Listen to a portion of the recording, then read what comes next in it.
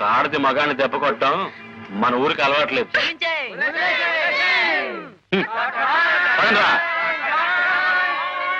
పదండి.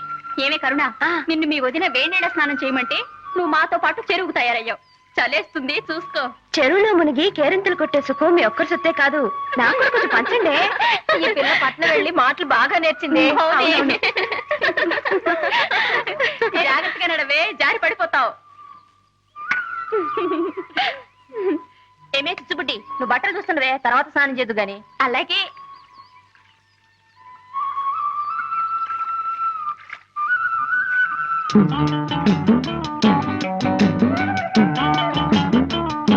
ఏమిటి అలా నోళ్ళు వెళ్ళబెట్టి చూస్తున్నారు? దగ్గర దగ్గర స్నానం చేద్దాం. ఏ కరుణ, నీ పట్ల పడేకు, చిచ్చుబుడి దగ్గర పెట్టు, కాపలా ఉంటుంది. ఎందుకే? రోజు ఇక్కడికి కోతులు మోపొస్తుంది. మనం అజాగ్రత్తగా ఉంటే మన బట్టలు ఎత్తుకుపోతాయి. కోతులా? మరే, ప్యాంటు చొక్కా తొడుక్కున్న మగ కోతులు.